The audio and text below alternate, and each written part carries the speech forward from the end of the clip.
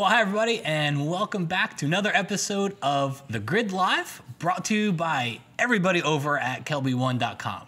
Now, my name is Matt Kloskowski, and I have with me not one, but two guests today. So Scott goes away for today, and we not only fill his place with one person, but we actually have two guests today. So let me introduce you to our first guest, Miss Lou Freeman. Hi, how are you? Good, how are you? I'm wonderful. So, I just had the pleasure of actually meeting Lou just a few minutes ago. So, we gave Lou the crash course on the grid, which is I'm not going to talk at all, and I'm going to let her do all the talking for the entire show. No, that's what Matt thinks. That's what I think, and that's not going to happen. But and then our other guest who's been on the grid before, Moose Peterson. Hi guys, Mr. Matt. How's it going? Lou?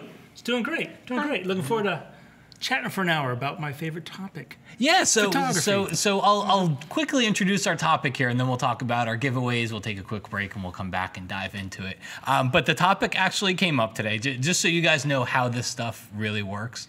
We sit down at lunch before the grid, and somebody says to somebody else, come up with a topic. In a panicked voice, by the way. I wasn't that panicked when I said it, was I?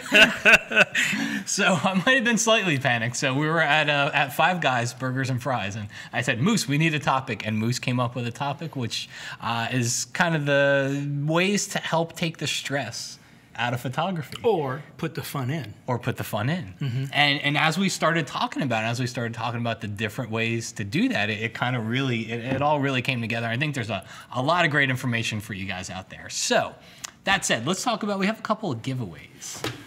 Let's see here. Moose, you want that? No, it's giveaway done. No, all right. So we have a copy of Intensify Pro. This is from MacFun Software. It's good stuff. Yeah, very cool stuff. Yeah, I enjoy it. For adding that kind of, that contrasty look to the photos. A very clean way of doing it, yeah. And then we also have a copy of my book.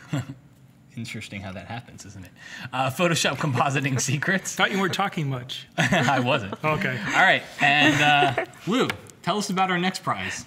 This is Visual Poetry from Chris Orig. See? Another excellent book. Actually, a very excellent book. Chris is one of my favorite. I may have many favorites in the industry, but Chris he's a very good friend of mine. Just incredible writer, incredible speaker. So you'll definitely want to stick around for those. All right. So that said, guys, one quick thing before we get to our break is one of our buddies and our Kelby One instructors, Frank Dorhoff, is doing kind of an intensive workshop in New York, and it's really kind of like this country. In this country, because yeah. Frank's from the Netherlands. And he's doing like the big intensive workshop. It's up on the screen now. So it's in New York from August 29th through the 31st. And Frank is one of those guys. He's just he makes sure you get it by the time you leave from learning from Frank. He's one of those people that makes sure you really understand everything. So if you're in New York, or you can be in New York around that time, make sure you check it out. All right, we're ready. We'll take a quick break. I'm exhausted already. I know. I don't even know what to say. We're going to take a very quick break, and when we come back, we'll jump right into our topic. See you back here in just a minute. I almost have time to go recurl my hair. You could. Hey everyone, my name is Matt Kloskowski, and I want to let you know that we've put together a Lightroom mobile launch center over at Kelby One. Ever since the iPad came out, there's really been one overwhelming request from Lightroom users, and that's Lightroom integration with the iPad. Well, it's here, and it's called Lightroom Mobile. And we put together a launch center with videos, tips, links, and FAQs to help you get up and running with it. And don't forget, the Launch Center, it's really just the tip of the iceberg. We hope that you'll check out the hundreds of courses and videos that we have over at Kelby One that teach you Lightroom, Photoshop, photography, and really all things creative. So head over to Kelby One, check it out. That I go on air without water. There's no water. There's no water. In Florida, there's no water. Anywhere. All right, so magically, you guys may think magically we're going to see water bottles up here in just a minute, because I think we're all dying. But anyway, all right. Well, welcome back, everybody. We are on the Grid Live, and I'm here with Miss Lou Freeman and Mr. Moose Peterson, and we're going to jump right into our topic. And I'll give full credit to Moose for this one, which is ways to help take the stress out or put the fun back into photography. We said we have our list 10 ways, but I think it's going to kind of morph into more than that. Well, it's not hard to do. I mean, photographers go out and from what they read, what they see, what they talk to their friends, they kind of get all spooled up that when they go out, they've got to come back with the perfect picture. As if they don't, life ends. And that stress takes away kind of the main thing about photography, and that is the love, enjoyment, and the fun that it should be bringing. So that's where the whole idea came about, was, you know, simply taking a deep breath and kind of enjoying the fact you are behind the camera. Yeah. So Moose, and we didn't do this in the beginning of the show, but can you talk a little bit about, you know, what's your forte in photography? You know, what gets you out of the bed in the morning? My forte? Yeah. Oh, well, you know, I love chasing light. Light is what it's all about. And when it falls on critters and aircraft, that's probably my favorite part. Then landscapes, but anything that has great light on it, from salt, pepper shakers on a dining room table, you know, to my big toe, everything in between, if it's got great light, I'm going to click. And that's always been that way. Yeah. But it happens to be wildlife that is my biggest passion. I can get out, spend time with them. And one of the things, the reason why this topic came up was I've been down in Florida for now a week shooting birds. And no matter how early I get up, go to the right place with all the expensive gear and everything else, I can go out there and come back with Zippo. That's the nature of it. And if you stress over that part, you might not go out the next day. And that's what I would like to prevent, is people saying, I just can't do it anymore. I want people to go out and shoot and shoot and shoot and shoot, whether they're successful or not. Okay. And again, I should have done this at the beginning of the show, but I'm going to roll this into our very first point here. But Luke, can you tell us a little bit about what you photograph? And well, unfortunately, over my years of photography, I've 36 years this year, I've been doing this full time, and the stress rolls in waves for me, because I want to work a lot and I want to meet a lot of people. I love working with interesting people and making everybody feel beautiful. But what happens to me, inevitably, that gets to be stressful, is I end up with too much to do and not enough time to turn it around. And I have to bulk up my team and then let that fall back when the work kind of softens up a little bit. And one of the things that I've tried to do is to keep my eye on what I'm best at and not try to dilute, because I think it's not affordable to have a team. It's become realistic to me to not, if I'm not having a team around me to get it done quick enough, then I'm already sliding backwards. So I make the most money when I'm shooting. So I have my wings spread, I would say. I made a vow for myself this year that I was going to spend a lot more quality time not in front of the computer. Oh, yeah. And part of that is I love every aspect of what we do. It's like taking the picture, interacting with the people, helping them find a beautiful look for themselves, and the labor-intensive parts of that come together can take a day for me. And it almost always comes out nicely, but then the fun part begins all over again with the processing and retouching for me. So I would like to say that I've done everything in 24 hours for most people. That's what I'd like to do, but it just can't happen that way if I'm going to have peace of mind. So I've decided to segment things out, and I realize that I'm fresher when I sit back down to process and then to retouch the images. And I've started working more select on the best images instead of all of them. I came along in this industry when shooting in the camera, getting it right in the camera was absolutely imperative. That was it? Yep, you had to do it. Every piece of clothes had to be perfect, the makeup had to be perfect, every hair, everything. So as I've come into my own shooting without all of the crazy art directors around me that have led me to that perfection, to stop that myself, it's been hard to do. But, you know, I look at it all in two ways. The more I do when I'm taking the picture, the less I have to do after, unless I'm making a composite or something like that I have to plan for. So becoming smarter and slowing down a minute and evaluating everything I do when I take the picture. I kind of make pictures instead of going to take pictures. That's what I do for fun when I'm not doing this. Take more pictures. But so you had a lot of points in there that I wanted to talk to. No, that was great, because there's so many things I want to ask back. You said one that was right on our list too. Is second on the list, which was getting it right in camera. And I think there's a lot for people out there, because when the transition went from film to digital, that getting it right in camera went along with it. And I don't think that was a bad thing, but I do think it was a necessity of the budget. Yeah. If you didn't get it right in the camera, then you're paying someone else, and back then before Photoshop, an hourly rate to get it fixed. So yeah, that was, it's economic, survival to get it right, not just artistic ability. And some things you couldn't make right.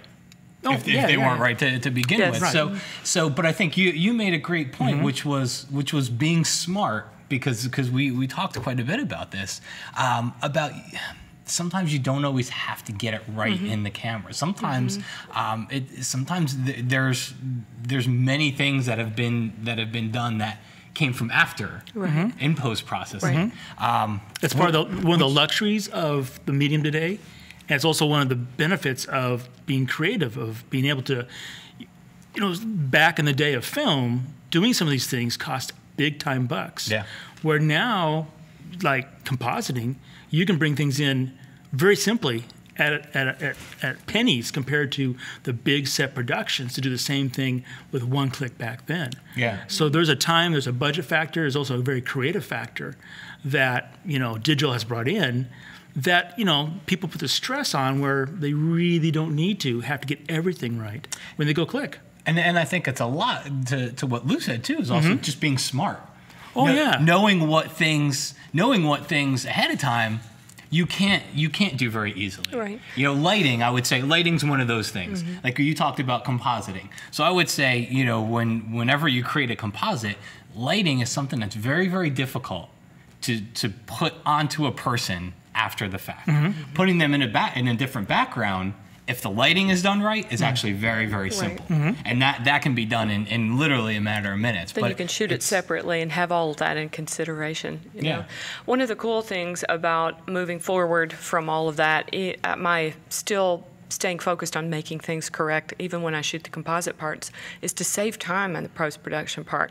If I know what it's going to look like in the end, then I can take each step accurately as I'm shooting it. I have several different areas of photography that I do that are all fashion related. Some more advertising, where I'm trying to meet the masses. So the quality of the artistic photograph I'm taking is more about something that has a real relaxed feel about it. It's more lifestyle. People are in motion, moving, jumping, walking, laughing, doing things that are more spontaneous.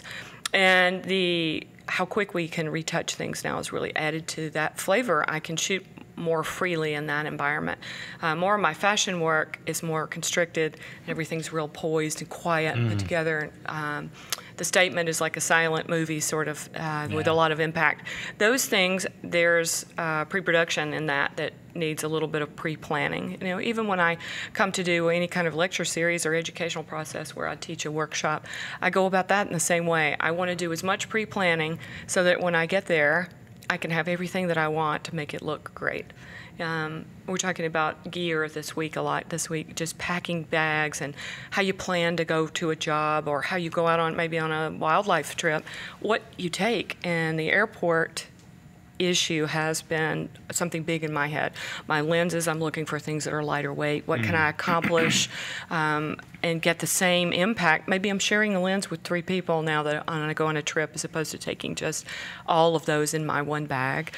But a lot of things to make it easier on me have been shifting down in scale, shifting down in size, and just being smarter all the way around with all of it. So almost lighter weight tripods, things like that. Almost minimalizing is helping take the stress out of it too. Yeah, less is more. Yeah, definitely.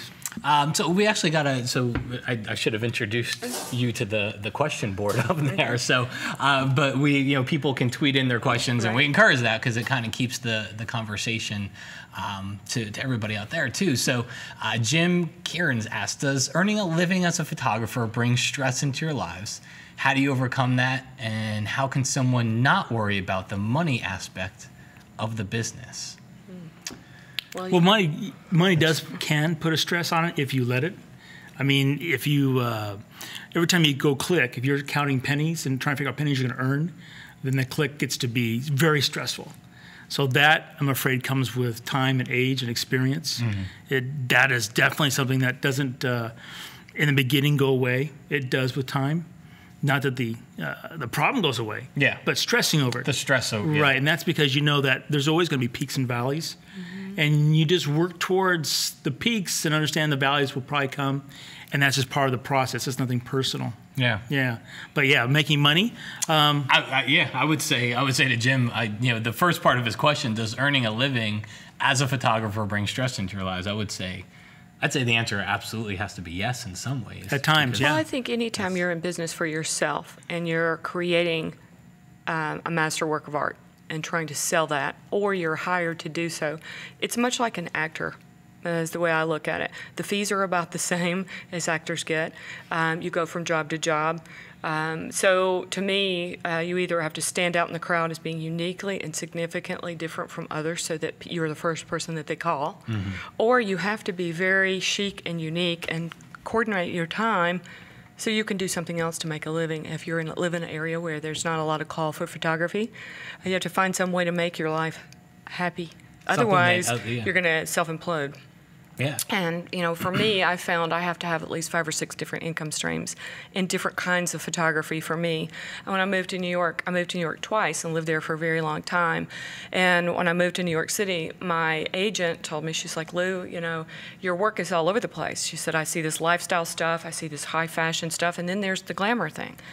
You can't do that here. And I was like, how can I not? Because you're going to call me and give me these jobs. Well, while you're doing that, if you don't want these areas, I'm going to go sell that myself.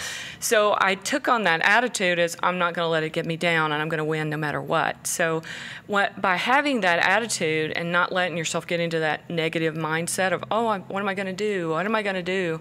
And try to find a way to not let everybody in your life beat you up because you're trying to get to someplace. If you are facing negative numbers, then you might want to think about how you're marketing yourself and find some people that can help you redirect the same energy. You might be a great photographer, but you're showing the wrong kind of work at the right people. So it's, I spoke with Sue Bryce over on the Modern Women's Portraiture at Creative Live, and we were talking on the platform just between the girls, and she said, people don't know what their purpose is sometimes when they get into this. They're like bumping into walls. They're taking pictures of all different kinds of things, and they don't see that one little gift they have. And I'm like, that's so true. It's sometimes we want to do the opposite of what we're really great at. It's more fun to challenge yourself than to take something that's a gift. And I knew all along in my career that the lifestyle photography, dining with the masses, is where I would make most of my money. Even though I loved fashion and I loved glamour and I loved making people look beautiful. And by doing all of that, I've somehow managed to have the telephone rings, and every other day it's a different person. But, that's the way I've been able to feed one hook to the next, and that's worked for me. But, I'm not sure it's the best answer for him, but that's, to think about that and to grow and let yourself see outside of the box you've created for yourself. Well, really I guess the one thing, though, how many people are out there who are viewing this and talk to us are actually going to get to that level in their photography? That's what I wanted to talk to. Because I think this kind of goes to one of our stress points. Yeah, it's that, it's... Maybe you shouldn't make a living at it.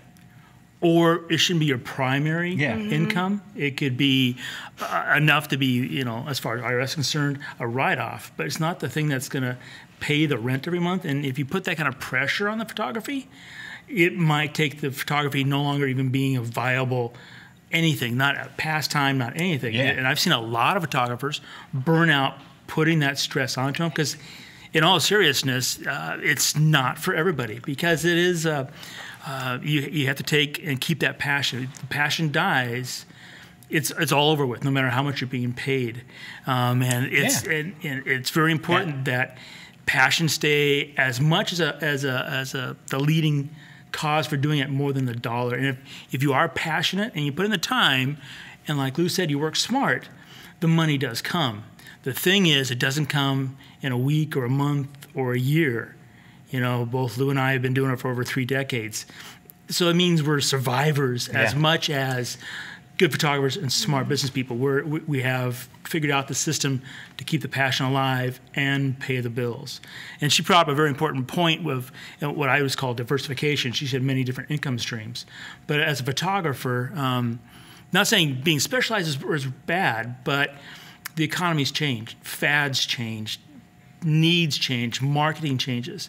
So if you're not flexible and have a different set of ways of bringing in different kinds of income, to put kind of quick labels like books or workshops or editorial or advertising, all those different, if you don't have a different set, and everybody's gonna be different, then it's hard to keep the passion going with the money. And if that's the case, you need to step back and say, hey, I shouldn't try to make this my living. It's just part of the living.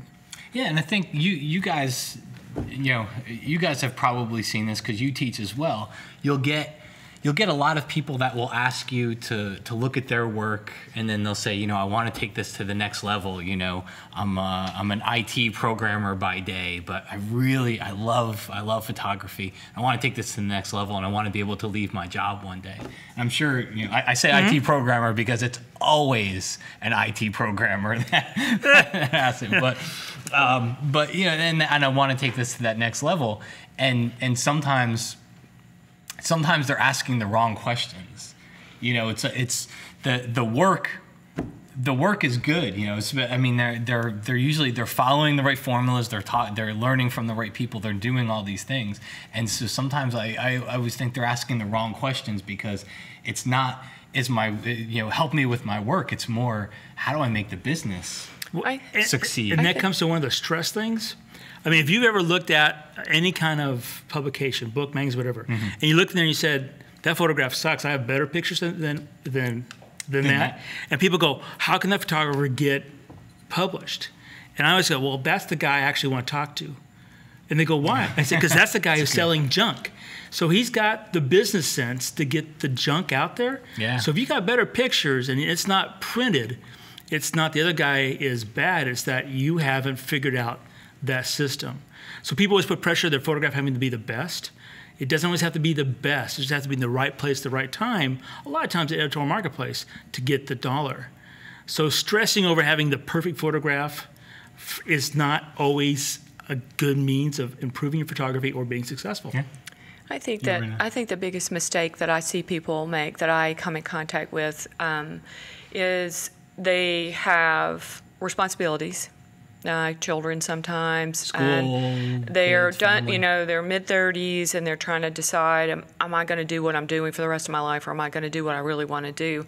And sometimes they approach me and they're so envious and they want to hear what I did and how I did it, and so much has changed. I say this openly because I'm not afraid to say that I've had to try to figure it out just like that person. I've had ups and downs. I've had incredible years where I was photographing movie stars, and the next year I was trying to figure out why is the phone not ringing. And that is, I have to be honest about that, but it's about looking. Usually, if something's not happening, I've gone too far to one side or the other, focused on the wrong thing. For example, too much commitment to a big studio at a young age when there's not enough clientele to support it. I see a lot of people, they pony up to that. They commit to these leases and strip malls and things, and they can't keep up the flow. Yeah. They don't do enough market share study to see what the competition is in their area. Should they go 2 hours away where there's less photographers? They choose bad locations, too much competition, and they struggle, and then they're never happy. I suggest that almost everyone keep it as simple as possible until they're busting at the seams with the money they're making, and then commit to a place where they can expand into, and then share studio space. Partner up with people where you can share gear, share tripods, share light stands. If you're not shooting with lights every day, a couple times a week, you don't need to buy a lot of stuff like that. But if you are getting enough jobs that renting is equaling close to what you think commitment of buying it would be, share it with someone. Share the expenses on your studio insurance. Make it less and less stressful. And if you can make your overhead kind of disappear into a couple of $100 a month, if you're going to commit to something like that, that seems like the way to go. So, I'd go that way if I could do a couple $100 a month. Let me tell you. So I wonder. Because Lou hit kind of the fourth one on our list, and we're at point number 4, which was gear. And I think you just nailed it. So many times. I mean, and we've said it on the show before too, that everybody gets caught up in gear, and it's always about the gear. And I know it's so easy to say it's not about the gear, but. It's not about the gear. We know. And part of the problem is, too, they look at where many of their idols are today, and they look at the gear they have, And they go, oh, that's what I have to have. And then you go, well, if you look at that person had when they started out their career, you know, it's not what they have today. And some of them don't even own the gear that they're envious of. Some of them rent the gear or they share it with somebody. Right. So there's a evolution in photography, and it doesn't start with having the best gear that's really expensive. It starts with the tools that solve the problems of the moment, that you can grow in your photography and figure out, okay, that was the right choice, that was the wrong choice. And you don't go, wrong choice really cost me a lot. Yeah. And you keep moving into it. So just because so-and-so has this gear today doesn't mean when they started out with that gear. Because nothing else, that gear wasn't even around then. Well, the bottom line is the gear doesn't totally make the photographer. You know, in fact, some really cool limitation might be to put a limitation that you go out and do a shoot with only one lens and one camera, one card, one light, and see how you blossom and learn to see the light and how to use the light in different ways. You know, I've done all kinds of studies, and I teach a lot of speed light classes, and I also teach in intensive studio fashion and dramatic lighting. And I find every camera bag that I see open in every workshop has 2 speed lights, and nobody's using them. And they're worried about the stuff they don't have, and they're not focusing on what they do have. And sometimes I think they bought things not knowing that they wouldn't really be using them. So I did. I mean, when I learned, I bought things that I thought I should have, and I didn't use. Well, we have a rule at my studio, and come January, if it's not been used and I'm not interested in using it, we put it on eBay or we move it forward. I do the same thing. So that I'm not around a lot of clutter, because I think clutter makes stress, and I just want to make sure that everything I have, it is an I love it, let me get it out of the bag and use it. There's something exciting about that. It also lets me kind of make a plan to save. You know, let's say I want a lens that's $2,000 and I've got enough stuff I can sell to get $1,500 of the way, then I only have to save $500 and I can sell the stuff I'm not using. Yeah. So thinking positively. Can I go a couple questions on the board? Obviously, yeah. Let's see here. So John. Just the top one. Oh, yeah. John's. Johan. Okay. Thank you. Yeah. Here, I'll read it to you and you can answer, because it says, Moose, if you're asked to shoot something else other than landscapes, for example, do a fashion shoot, which is never going to happen, in parentheses, I'll let you talk about the pun that's in that one there. Yeah. Do you get stressed? So if it's today, no, I don't get stressed. As far as fashion, I started out. Didn't you start out? I started doing fashion, yeah. Obviously, it wasn't for me for a lot of reasons, but I started off doing fashion. I do a lot of things photographically to this day that you don't see on the blog and stuff, because it's what we used to call bread and butter. So I've done, in the last year, advertising shoots for sneakers, tennis shoes. I've also done it for beef jerky. So these are ad campaigns that, you know, it's a simple one-click. It's a full-page ad and stuff, and it's a nice big payday for a simple day's work. And I don't base my career on it. It doesn't go in the portfolio. But, yeah, when those things come, I'm definitely going to go for them. And do I stress over them? Not at this point, because light is light. So as long as I can control that light, the rest of the situation will be what it is. Nature and life will bring what it will. And if I can't control the light, then there might be a stressful moment. And that's because I'm a control freak. That's all there is about it. Because, you know, after doing it so many years, some things come naturally, and that takes away some of the stress. So putting in the time, doing it for a long time, removes some of that stress. That if it's brand new to you, it's human nature to get, you know, keyed up until the moment happens. Cool. All right, so we're going to take a quick break.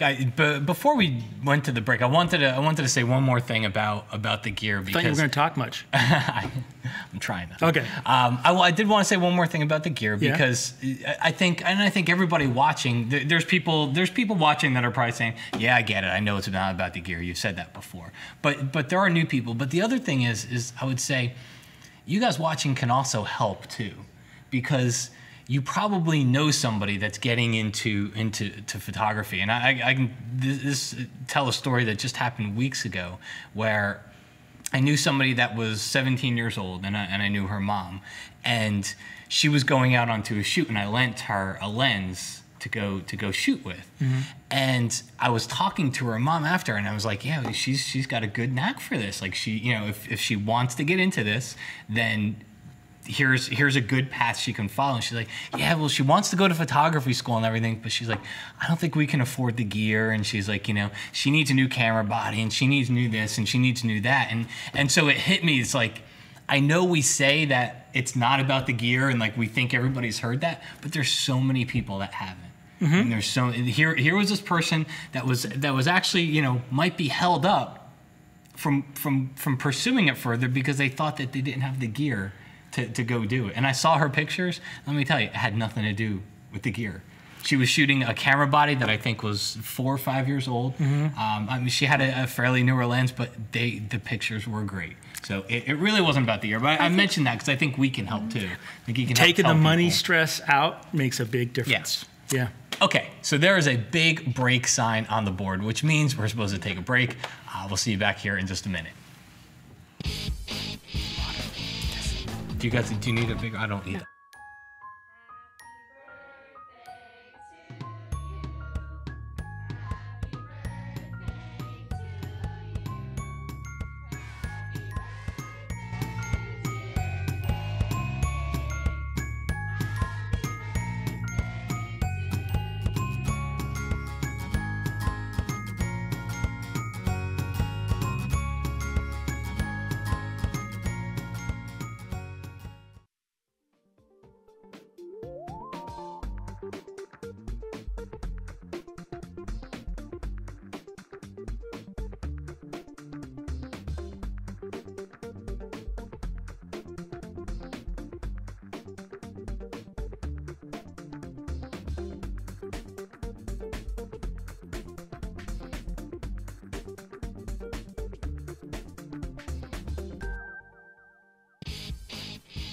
Everybody, we are back live on the grid with Lou Freeman and Moose Peterson. Lou, I never got to really ask you earlier, but so what did you start out with? What did you start out with, and where are you today and compared to that? Wow. It's kind of funny. I just moved back to Atlanta, which is my hometown. I grew up in Atlanta, and I've kind of been lucky enough to live almost all over the world and go to school in different places. And I, in the middle of my high school, decided maybe photography, but I wasn't really sure. And I went off to school to be a landscape architect in college because I liked gardening, plants, landscape, kind of similar interest. And I took a photography class as an elective, and I absolutely fell in love with it. And I was like, oh my gosh, I've got to stop what I'm doing. And I was kind of at that point where it was going to be expensive if I didn't do it like right away. Yeah. So I went home, talked to my mom about it, and said, what do you think? And she's like, well, this is the first thing I've seen you really passionate about. She goes, you say I like the other thing, but I love this. So off we went into the photography thing in college, and we built cameras. I built box cameras, 8x10, 5x7. I became a master black and white printer, and then started shooting with the K1000 in college. And the whole second year that we were actually moved from these box cameras into this actual 35 millimeter, we weren't allowed to shoot with any other lenses except for one, and it was the standard lens it came with. And the thought process was to teach you how to see, how to process film, how to really examine what was going on in composition, color. It was all black and white, and I loved that. I don't think I shot color film until I was a senior or so in school. Really? And even when I graduated, most of the work was still in black and white. So when I kind of ventured off onto my own, I was kind of scared to open up a studio, so I took a job at an ad agency first, and I started working trying to get other people's photos published, and I took an art direction with that.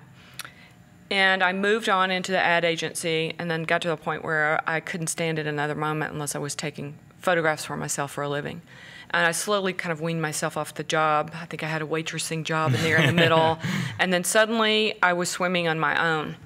I opened up a studio about a year and a half later and slowly started building, shooting department stores, catalogs, and advertising campaigns. And then Playboy magazine kind of came into my life at that point.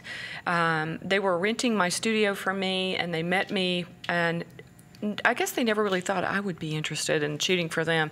They made this presentation to me, and I walked away from this going, I think I need to think about that a little bit. So I went home for the weekend, met with my husband, and talked to him about that. I'm not married to the same gentleman now, but it was a big deal to me. I didn't want to offend anybody in my life and make more stress in the home. But everybody was like, if you think it's going to come back to help you in the future of your life, then you should do it. If you have any second thoughts about it at all, then don't.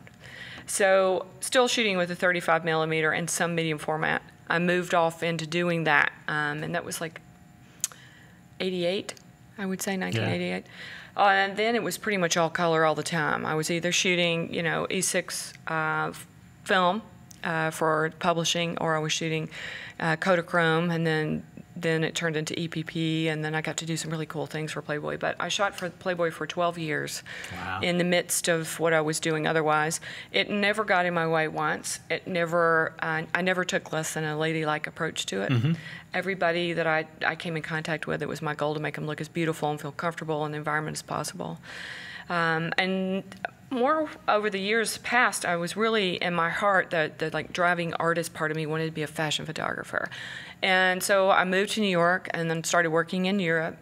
And I photographed for Italian Harper's Bazaar, and then that's when my career started really rolling. And I kind of had to let go of all the Playboy things and the things that were not like massively important to me. So I kept moving around and keep trying things and knocking on doors and walking in and trying new photo shoots. I shot lots of singers, lots of musicians, lots of celebrities, and magazine covers were a big deal for me. So it's just kind of all evolved. And even through the digital era, some changes went on, and my work shifted away from the high-end fashion over into the lifestyle. And I started realizing that I could make a lot of money if I was catering to the masses instead of just a few people in high-end fashion clothes. If you think about where is fashion in the high end, it's only in the magazines. Well, I wanted to make a lot of money, so I started moving in the direction of catering to the masses instead of that. So, I had 2 or 3 different lives as a photographer working to the one that made me happy as an artist, the one that made other people happy with the glamour of Playboy, and then the one that made your wallet happy. And the one that made my wallet happy. So it's all a fascinating story. That's great. It is. It's interesting. I was like, I've got to make this work somehow. And you did. And I did. Cool. And I did. So. All right. So let's. We're going to move on to number 5 on our list. What time we got? Oh, we got enough time. So Moose brought this one up. I like this one. So it was knowing when to say it's done. In a lot of different aspects. I'll let you take it from here because we talked about a few different ways about this one. Well, there's everything from at the point of the camera when you're shooting to in post and in between. I mean, one thing, people don't realize that you can actually take a picture and it never sees Photoshop and it's a finished photograph. It's okay. Right. And that in part comes from when you're out there shooting. You know that it's either going to happen or it's not going to happen, And one of the stresses is that, people have planned their vacation. They go out to, that beautiful spot they're going to go shoot.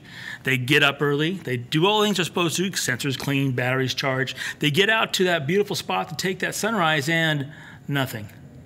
Right, and then it's cloudy or everything's and getting skunked is part of the business, which a lot of people have a problem dealing with. That's actually another point we have. So we'll save the skunked one. We'll save that, but then they sit there and they don't know when to walk away, so they keep stressing over trying to make something out of nothing. Yeah, and then they take that picture, and then they go back to the computer.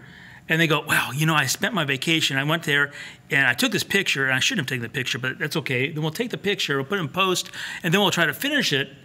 And it's that old saying about trying to polish a turd. It's just rather than saying, you know what, it was just a great time to be out there, smell the roses, and leave it at that.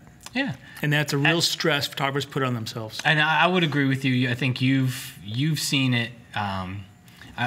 You've probably seen it many times teaching the landscape workshops. Yeah. Where there's a difference between being the person that's last out there shooting and constantly out there, or the person that's just shooting the same thing that's not working, thinking something's going to change. Correct. There's a very different person there, and we've seen both kinds of people. And there, sometimes it's like there's before the good light. And then there's the good light, and then there's an hour after the good light that someone's still shooting and you're like, nothing's changed. Right. All the good things have already happened. You need to let it go. And I'm sure, because I've also been on because you teach workshops too, and I'm sure you've seen someone working with a model that's like, you know, the first few clicks, you're warming up, you get into it, and then 25 minutes later, nobody's probably really happy at that point. The most important thing for me, I did a portrait this week of another photographer. I've had an interesting little past where a lot of other photographers are having me photograph them, and at first I was intimidated, but yet it's the most wonderful thing to make them excited to see themselves. Because I think we're like the shoemakers' kids that don't have any new shoes, kind of, who takes our picture, right? So I'm going to bring this subject up because she said something really important to me, and she's taken a couple workshops with me, and I've taught her these things, and to feel it on her, I think, made such a difference in how she's going to respect how she's moving forward. But it's the hair for me, the makeup, and the absolute flawless light, and then putting the magic light back into the eyes. Then I have to work through that first 15 to 20 pictures to find comfort and find that magic place on that person's face where they look amazing. That's when the photo shoot begins for me. Then it goes on till I'm sure I have enough different angles and I've covered my bases, not sitting someone in one angle and shooting 40 pictures of them in that exact same spot without turning their head. Otherwise, you get back and you see their nose has gone the wrong way and you've caught the wrong angle. But is much of that lighting and knowing your light and how to make someone look really amazing through bringing all of those elements together brings you the opportunity to make the magic picture. If one of those things is wrong or missing, I can't tell you how many people will say, "Can't you do this without makeup?" And I'm like, absolutely not. The makeup is like if you don't have makeup on, it's like wearing bad shoes with a great party dress. If one thing is wrong, it all kind of goes astray, And that goes back to what we said about getting it right in camera. Like there's certain things, being smart about it, and there's certain things that you might try to fake that in post, but it's not easy, and a lot of times it's not going to look as good. When we finished our photo shoot, she did 4 different changes with me, 4 different lighting setups, and I did the post on it in an hour on all of the images, and she goes, "I can't believe these images look like they're already almost finished. I've just got to take a little line here or there out of my face." And part of that comes from the prep and knowing that you can't go down the path taking a bad shot. And it's kind of like making it, like you said, taking a photograph of the landscape and the light's gone or it's clouded over, and then going back and spending more and more hours trying to make up for that. If you make it right happen from the beginning, then you know that you can control the post in a reasonable amount of time, and you're not hating your life. You've not made your partner mad at you because you can't meet him for dinner or whatnot. It's just the more you know about Photoshop, the better you are as a photographer. And I think, and you just brought us right back to relieving the stress, which is it'll help you know when it's done. And that's there's more to that than the stress of constantly feeling like you have to work on it or not know but to know when it's done is a nice feeling. To know you finished something and be confident in it is actually a really nice feeling. I think it'll leave a lot. So. Someone brought up something funny to me a couple weeks ago that I never would have thought would be the case. I find that most people I present the pictures to after, if I give them too many pictures to look at and they're all over the place, they get really frustrated and they cannot select. So knowing when you've got the great one to start with and you go, well, there's the magic picture, just shoot 15, 20 more and you're done. And then get away from the ones that weren't great and only show the very select ones. That makes it easier later. All right, so we got a couple questions up there too.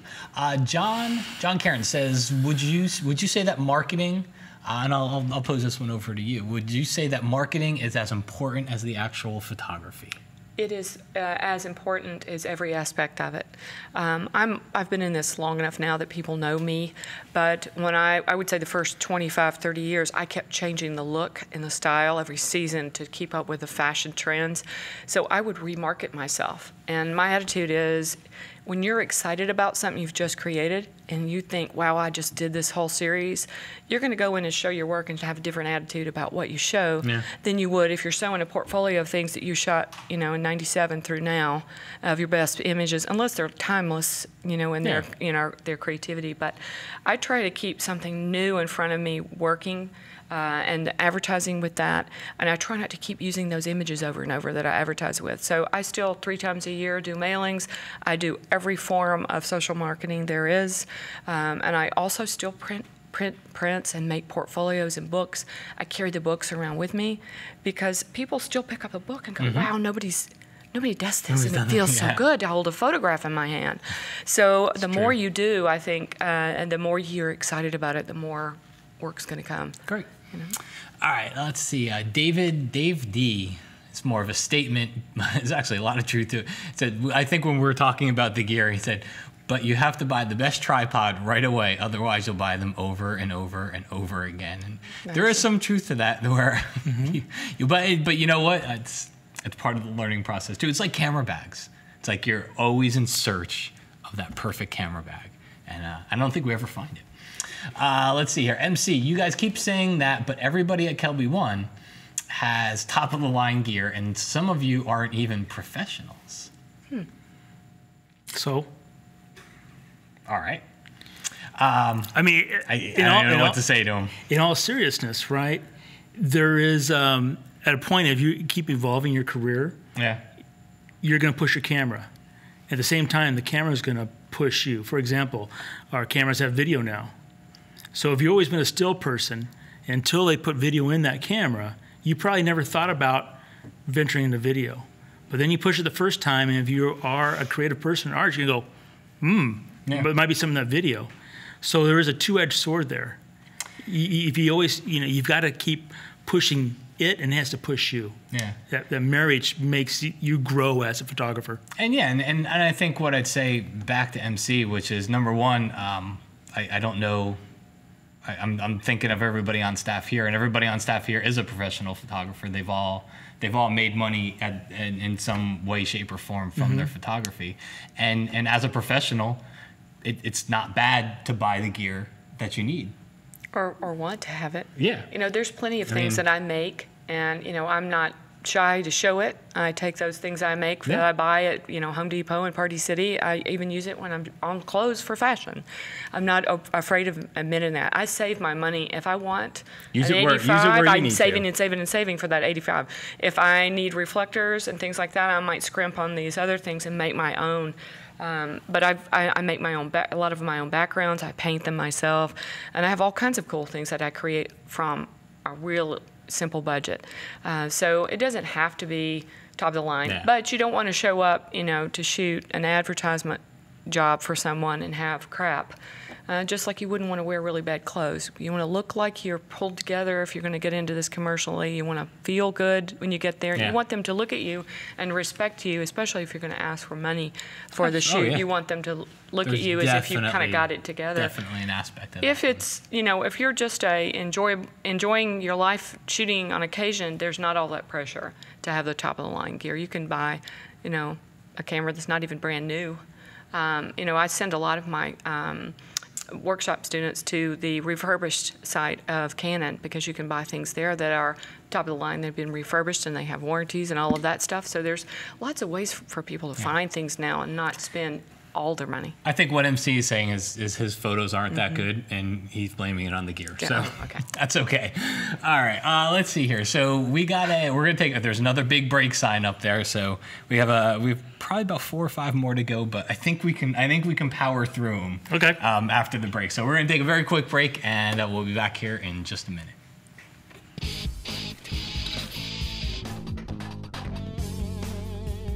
Hey Corey, we're going to that new pizza place across the street after work. You in? I really wish I could, man. I'm under deadline with this book. I gotta get it done. You're a machine, Corey. You're a machine! Well, you have no idea.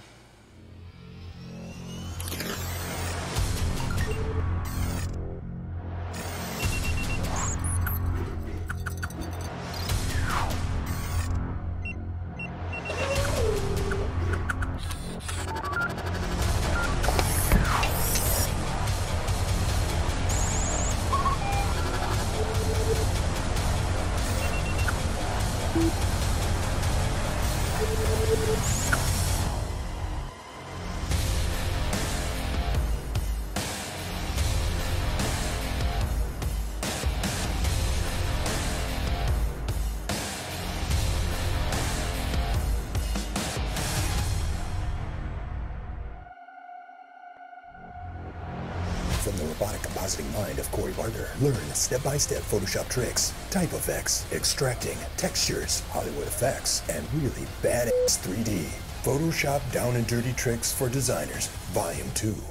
Your mind will be composited away. Talk about stress. We're talking about ways to help make photography less stressful, and Moose has a picture of me with my legs hanging out of the back of an airplane. With the biggest smile. With the biggest smile on my, I did. I had an ear-to-ear smile. That was I went on an air-to-air photo shoot with Moose. So probably about a year and a half ago. Yeah. Moose had invited me to come along. And so, I mean, you literally, like, you get tethered in. And so if this was the edge of the plane, and my feet were over. And 500 feet down there is the Earth. Yeah, it looked like a lot more than 500 feet to me. And the jet was right there. Yeah, I mean, it was like, I mean, you could almost reach out, and the jet wasn't any further away than the wall at the end of the studio. Wow. It was closer. I mean, it was crazy. And most people would see that and think it's stressful and scary. But it's right to the point. When you know your craft, okay, and you realize that you have nothing to lose and everything to gain, the stress disappears. Yeah. And then all you have is what you're showing on your face, the fun of that moment. And that's really what photography should be all about for these folks, is it should be that fun all the time. Yeah. And because we knew from your instruction and everybody's instruction going in what to do camera-wise, right? You know, and it's like, you know, we talk about gear. The gear is minimal. The gear is it's a camera body and one lens. Yeah, one lens. I mean, you're not changing gear. You're not doing all these different things. Yeah. And you know what? And that one lens. I mean, you know, I think I might have had the 70 to 200, but I think we had enough light that a 70 to 300, which is a very, very inexpensive lens, could still work. You've done a great job. I love that lens. Yeah. I mean, yeah, exactly. It's a hoot. It's one of the best ones they have. I think stress is a mindset.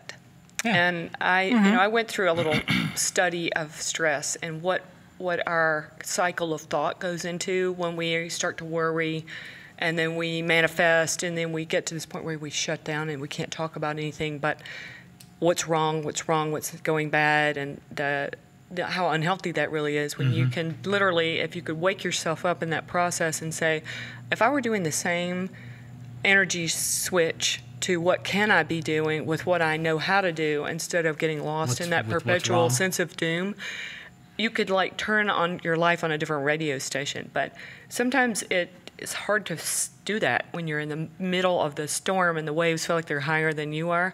And I watch people try to volley their lives around. There's so much going on that's pulling at them. You know, they work really hard all day. That's pulling at them. They go home. Then there's a whole other rule set to try to satisfy, and how to keep peace within yourself so that you can make art. Yeah. And I know that I go through phases where I feel like if I could just shut off all of this responsibility for a minute and go somewhere where there's nobody asking me questions, nobody wants anything, then maybe I could sit down and just make a film about something creative that has nothing to do with all of this and the day-to-day stuff. This trip and doing this thing with the plane sounds like a release, like a mental breakthrough kind of a place. It was for me, because I had no idea. Like, I just thought it would be cool. You know, I had no idea. Ask Moose. I left. I was like, when's the next one? I want to go again. You know, I mean, it was one of those days that totally changed things. So anyway, it's so out of the box. Yeah. It's not like anything I'd pictured I'd be shooting, and it was a lot of fun to do. So let's see here. So Lee says, so when are we seeing another aviation class, Moose? I guess you're actually going to see it in less than a month right here. Cool. Awesome. Yeah. Yeah, it's going to be beginning of July, and it's not a class as a typical class, but we actually shot a huge documentary. Last November, and the whole crew was out there. And we've got everything from amazing World War II warbirds to people who flew the Doolittle raid in World War II. Awesome. We got a triple ace. We have it's not just a class. It's about an adventure. Yeah. We'll go with that. Okay, I like it. That sums it up. All right, let's see. Let's move on to our list here. Don't worry about getting skunked. I don't know. What is skunked? What is skunked? Skunked is you go out on the shoot and come back with goose egg. Yeah, something just. So it comes from cartoons, actually. But yeah, being skunked means you come back with no photograph. Yeah, and photographers really worry about that. And for some reasons, it gnaws at them, and they'll do things that really make photography even worse. And so I would say I'd probably direct this, and I think there's while it's great to talk to people that are making money or hope to make money in photography, there's also a lot of people watching that it's a passionate hobby, and then there is no plans to make money, and maybe you do a shoot here and there for somebody just to pay for some extra gear, so to people, I'd say this one goes a lot, because if you are making money from it and you go out and get skunked, there could be a problem. Like if the wedding, just you come back with nothing from the wedding, it could be a little bit of a problem. So I know I personally direct this one more to the person that goes on vacation, says, hey, I'm going to go out to Moab in the summer. I'm going to take the family. We're going to camp out there, and I'm going to go out and shoot Mesa Arch. And so you get up, you set the alarm, you get up early. You're excited, you get out there, and the sun never really comes up. It stays behind a cloud bank, and you don't get that nice glow of the rocks and everything like that. And you sit there, and I know, because I've been there, you think like, oh man, like I came out all this way, and it's not what I thought, but it's still a cool place. It's a very cool place. And if you take that feeling of I'm worried about it's not what I thought it was going to be out. And if you just take the fact that you're standing at a really cool place, and you still have a really cool photo. Well, and I cut you off. Sorry. No way. Well, I'm talking about skunked. I'm talking about all the people in business.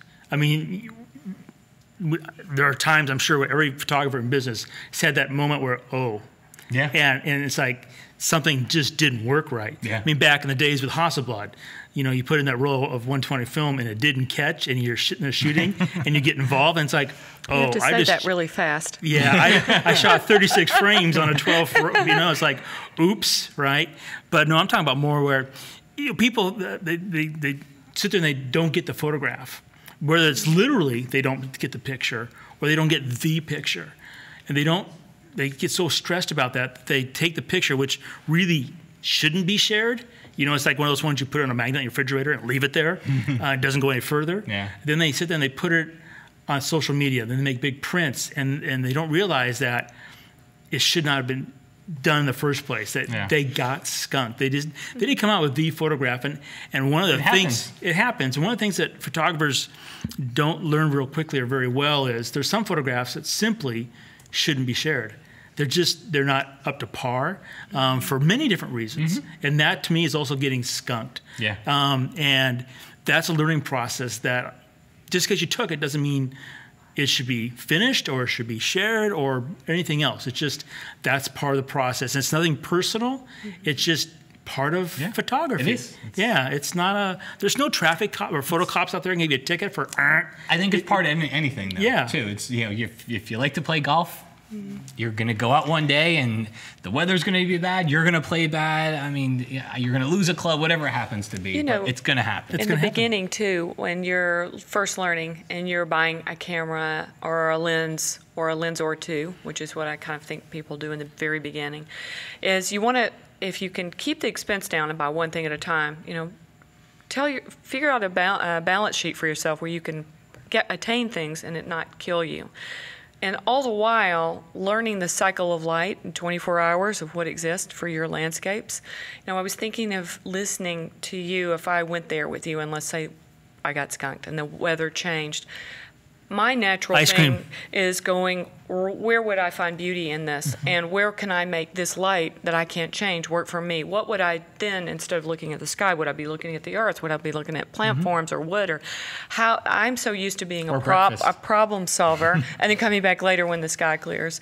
I think people get overwhelmed or allow themselves to be overwhelmed, or they don't know enough about light and what's good and bad in the beginning. And learning to see, I have photos of my own that I've hung on the wall for 20 years, and I go back and look and think, what was I thinking? Or I've gone back to something that really I thought was too simple, and it's much more in the long term of my whole life of an effective photograph than something I went to a lot of trouble for. But learning light, learning to see it and appreciate it, and shadow and highlight, all those things that make light wonderful. The image making process to me, and seeing the light and manipulating it and being able to forgive the situation for what it is and not taking it all so personally, which kind of goes all back to the stress thing. You can't take on the world's problems, even something Mother Nature does, and let it subside you from creativity. That's so true. Yeah. Some things we just have to accept. Like, Mother Nature can be a fickle lady. yes. Okay, let's see here. So we're winding down our list. The other one, stop worrying about ISO. Yeah. So, I mean, we've all taught workshops, and I can't tell you how many times ISO comes up. What ISO are you shooting at? Yeah. Should I go up? Should I go down? What happens if I go up? Am I going to get noise? Is the noise too much? And it's, I think one of the things I learned early on was somebody told me, get a sharp photo. Because I think I asked the question, I was like, what ISO should I use? And he said, first and foremost, get a sharp photo. From there, now you can look at ISO and maybe crank it down, put it down, whatever you need to. But get the sharp photo before. You had a good quote too. When I went to school, there was nothing worse than a fuzzy photo of a sharp idea. Yeah. Yeah. So the answer to the ISO question is get a sharp photo. Whatever that ISO needs to be set to get a sharp photo, set it. But understand that's the starting point. That's not the finishing point. Yep. And that finishing point might not happen for a week or a month or a year or 5 years. It's just a starting point. There's one person that's talking about self-confidence there, one of the questions. Self-confidence comes and is built on small little successes. You know, nobody starts off with this incredible photograph that's on the cover of a magazine that goes around the world. It starts with these very small little successes from very small steps that with time you keep building up upon. And if you stress out about ISO, I mean, I don't know how many people say, what ISO are you at? I mean, it's like a nonstop question. And it's like, I'm Moose Peterson. It's always in the basement. That's just who I am, what I do. But it doesn't mean that's what you have to do. I know where I started and how I got after, these decades to this point. So if you just answer the question for yourself, and I think you have a very simple answer to this question, get the sharp image and start there. Now, doesn't mean that is the answer.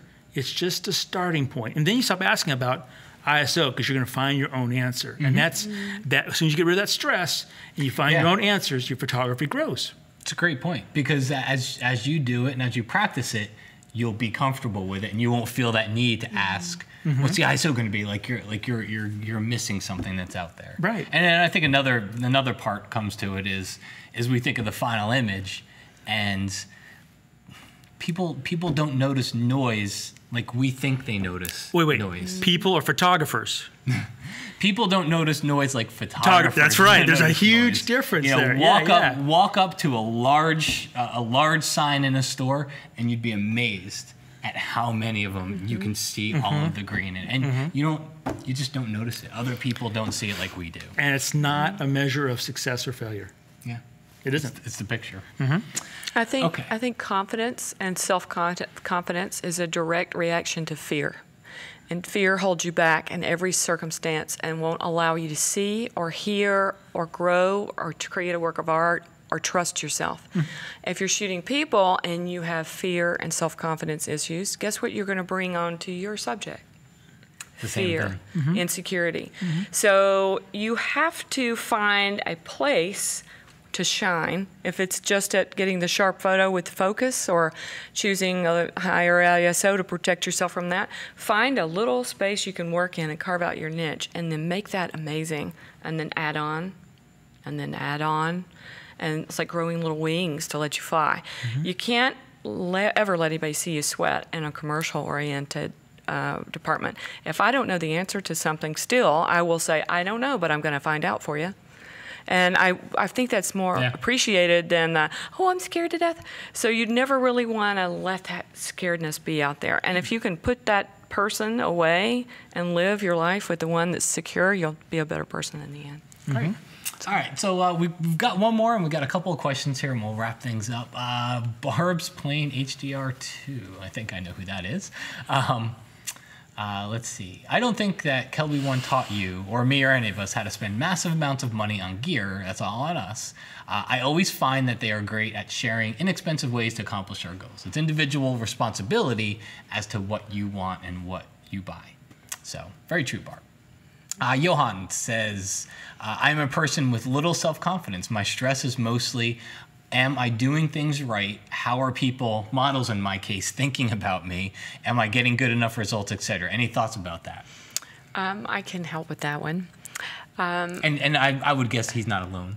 Yes. Correct. Yeah, there's lots of people. And I hear this, there's been like a role reversal for glamour photography with women taking all the pictures now and not so many men. And I am constantly being asked by men, what am I supposed to be saying to these people? I have a whole class on posing that talks about how you should address yourself to people as a photographer, and I'm going to use that in a general term because to me, when I started shooting for Playboy, I never once worried if I could make the woman look sexy or if the guy made the woman look more sexy. I concentrated on taking an amazing photograph and following that light pattern and trying to get a handle on all of that. I put myself there. But my subjects, no matter what they're shooting, they never know what I want to see them do in front of the camera unless I tell them. They come to me and they stand there and they wait for me to say, put your hand on your hip, turn your head this way. Can you smile at me? Can you give me I use the analogy, give me 100 different ways to smile at me other than parting your lips and showing me your teeth. And I try to work with people to get something emotionally out of them, whether they're wearing pajamas and wedding dress or, you know, if they're in their birthday suit and want a glamour photograph. The photograph is like a silent picture that has to tell a story. And that subject, when standing in front of your camera and they aren't inside your head, they don't know what they're supposed to do unless you ask for it. You know, when I shot for Playboy, I asked every single model, every single time I shot, do you feel sexier for a guy or for a woman? What makes you feel the most confident when you're in front of the camera? And they always told me, a photographer that knows what they want and knows how to ask for it. I said, well, how do you know when you're in the presence of greatness and you're going to go, this is going to be an amazing photo shoot? And they almost always said, someone that shows me examples, shows me the clothes, they kind of walk me through the hair and makeup process, and they sort of direct me and make me feel a part of the process as if I'm as important as the image they're taking and the computer and the cameras and all of this stuff, and less away from the ego of the photographer. So the more you can bond with that client and make that experience an amazing experience for the person, they're going to walk out the door after they see a few pictures you've taken and go, wow, what an amazing experience. If they have to tiptoe over underwear and bad leftover pizza in a box and here are you walking around fighting with your girlfriend on the phone and stress, they're going to leave and go, you know, I'm not so much. I'm going to call somebody else next time. So you want to be fabulous. I hate to say that, but the fabulous is not just a photo, but it's all of it. It's the experience. It's the delivery of the way you speak to them. It's the confidence you give them. You know, once you get that magic picture, wow, look at this. Don't be shy. You know, if you get it right in the camera, you can show them right on the back and say, you know, post-retouch, this was amazing. Yeah. And I think that's great advice for him, because he started it out by saying, I'm a person with little self-confidence. And so I think number one, he needs to get over that, that part of it. And, you know, just tell yourself, never let them see you sweat. If you have to set the lights up the day before, if you have to go get the clothes a few days before, if you have to have the makeup artist call them and say, can you bring these extra things that you're too scared to talk about? Make a little checklist that you have so that everything you want is there. And then all you have to do is talk to them and get what you need out of the photograph. Start with a headshot, then move down the body. Less direction, less posing, just kind of cracks the ice a little bit, makes it more comfortable. And Johan, I would say the more you do it, the more confidence you'll have in it. Try to shoot regularly every week, all the time, and talk as much as you can. I think you'll find once you get like out and start saying something, you know, it's kind of like meeting someone at a bar that you think you might want to go on a date with. Somebody's got to say something. you know, and whatever becomes of that photo shoot is usually led by what you say. Yeah. I try to do a lot of that conversation before I get to the photo shoot with the clothes, the hair and makeup. Then when I actually get to the photo shoot, I already know the person. We've exchanged photos. We've, you know, a comfort level. Yeah, I take good 30 minutes a couple times, and the more you talk in the beginning, the more comfort you get. So. Cool. I can tell you for a Great fact, advice. it doesn't work with a grizzly bear. No. No? No, they don't do the panties, the pizza they'll go for, but the rest of it, it's not going to work at all. How about deer? Deer? Yeah. No. No, doesn't work with them either. Don't work with them. Darn it. All right, let's see here. So we're going to wrap things up. Our last one, which was our last thing about how to help remove stress. God, we had two. One I didn't talk about either. Number one. I know number one. God, how would we not talk about number one? We skipped over because It's okay. We're number doing good. one, JPEG or RAW. So much stress over JPEG or RAW. And what I would tell you is I shoot RAW mostly, and that's just, I shoot a lot of outdoor stuff, and that's just because I can pull back a little more on the highlights, a little more on the shadows than I could if it were a JPEG photo. But if somebody told me you can never shoot RAW again, you know what? The quality of JPEGs coming out of cameras today is absolutely top notch. And I would really never sweat it if someone said you can never shoot another RAW photo. It used to be, and the whole JPEG RAW thing came from years ago because we talked about non-destructive and all that stuff. When you use a program like Lightroom or anything comparable to it, it's all non-destructive. Lightroom doesn't edit your original photo, so that goes out the window. Do you know what the labs are telling me? What's the that? labs are all telling me that they really only want to see JPEGs uploaded because people are not finishing their work and flattening out the files and things like that, and it's causing them more trouble. So they have started, you know, requesting in certain environments JPEG only. So and sRGB. So not only do they want the different file, they want the JPEG, but they want sRGB, which is the smallest color space of all the color spaces too. So, I mean, honestly, truth be told, I'm actually considering to start shooting JPEG. Well, the one thing about this that, you know, today is 2014, May. People read articles from June 2013 or 2012 or 2010 when there was a certain amount of technology, a certain amount, and that was what you did then. Yeah. And it doesn't apply to today. And so I wish photographers they would leave a lot of stress in the closet if they would simply say, oh yeah, this article's a year old. It's probably not the same anymore. Yeah. And technology has come a long way. Things change, yeah. 10 years ago, you had to sharpen at a specific point in your workflow because digital photos were so touchy. You didn't have a lot of bit depth. You didn't have a lot of the information. Forget all the techie words. You didn't have a lot of the information in there. So you had to retouch at a certain point, and you had to color correct at a certain point, or you degrade the file. That's out. And so, if you want to sharpen first, sharpen first. If you want to do it in the middle, do it in the middle. If you want to retouch last, it doesn't matter. And a year from now, it's guaranteed it'll change again. It'll change. It's not. We won't need sharpening a year from now. Might not need us. But yeah, that RAW plus JPEG, you know, yeah. Yeah. All right, last one. Light being perfect. So, this was yours. Yeah, it's that time factor. And for a lot of photographers, I'm not talking about those in business, but those who are doing it for the passion of it, they set up their vacation, they set up their time to go out and shoot, and they get there and lighting's not perfect, and so they feel like, and they stress it, it's all, and it's like, no, in my book, if you actually got out to shoot, you're already a winner. And if Mother Nature gives you the perfect light, then you get to celebrate being that winner. Otherwise, you're still a winner. Yeah. And so light's not always going to be perfect. You just have to recognize that and be aware of that.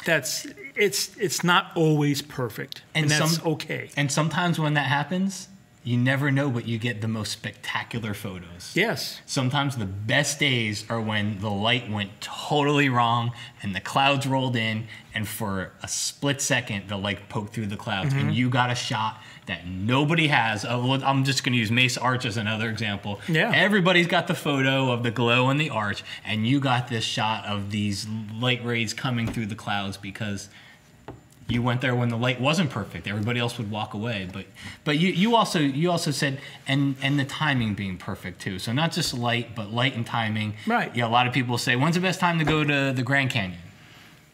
Yeah, and it's like, is there one day out of 365 that's the best? And if you can't get there, do you not even go there? Yeah. I mean, yeah, it's the experience itself that will, as a person, make you a better person, and that is directly affected in your photography. Yeah. At the same time, I don't know how many thousands of times I've been somewhere, like on the edge of the Grand Canyon, and the sunset just wasn't happening. Mm-hmm. And people leave, and they just stayed 5 minutes longer. All of a sudden, the magic happens. There's nothing worse than to be driving down the road and see the magic in your rearview mirror. There's nothing worse. Yeah. You know, so yeah, I think that, you know, knowing and recognizing perfect light is also knowing and recognizing unperfect light. Mm-hmm. You've got to spend time doing one to do the other. Yep. And I think that's important. And stressing over it, there's no learning going on. Great. Well, cool. All right, so we got a couple of giveaways here, and then we'll wrap things up. So we talked earlier in the show, we have Intensify Pro from MacFun. We have Visual Poetry from Chris Orwig, and we have some compositing book from some guy with a hard-to-pronounce last name. So how do we win these prizes? You go to the website, kelby1.com/webcasts/contest, and you select the show, the grid. You put your name, your email. I'm not going to tell you how to fill out a form. All you got to do is under the comments, say what you want to win. All right, so whatever one of these prizes you want to win, go ahead and put the comments there. Before we go, so first off, thank you so much, Lou. You were an absolute delight to have on the show. Moose, not so much, but just kidding. No, you guys were great, and I appreciate you both being here. It's funny because I'm not gonna lie, like I wanted to have you both on the show because it's not too often we have two great photographers here in one day. I wanted to have you both on the show, but at the same time, I'm like, man, we got a really different panel here. I mean, it's like everybody goes, but man, you guys, I think you guys nailed, and especially walking into this 5 minutes before. And I think you nailed everything on it. So thank you. Where can people find out more about you? You can find out about me in a lot of different places now. I've been really, fortunately, very busy over the last couple of years teaching and writing and doing more educational videos of my own. I have a whole series of educational videos on my website that deal with everything from posing to stylization of speed light photography and intensive lighting studies. And fashion and advertising has been the thrust of my career. And my first series of DVDs I did with Monty Zucker, Photo Education, and I did a wide range of glamour meets advertising and fashion. So there's a big series there as well. And I teach workshops and have my own programs that I conduct all the time, all through the year. So check those spots. My website is a great place to look, and I'm going to be doing something here tomorrow. And I was just going to say, you will soon be able to find Lou over at Kelby One as well. And Mr. Moose, where do we go to find more about you? MoosePeterson.com. Really? Could you make it any harder?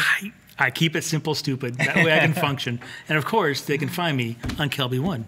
And you're so July is the date for the July. Yeah, we're gonna have a big shindig. It'll be a lot of fun. Cool, man. Looking forward to it. All right. Well, everybody, thank you so much for watching. All the sponsors, thank you so much for sponsoring, mainly peachpit.com, because they give us an ebook exclusive every single week that I was supposed to mention 15 minutes ago. I did not, but if you go to peachpit.com/Kelby1 and you use the code Kelby1, you can buy that book that you see on the screen here for 40% off. So thanks guys so much for watching the show, and we will see you back next week on The Grid Live. Awesome. Thanks, Matt.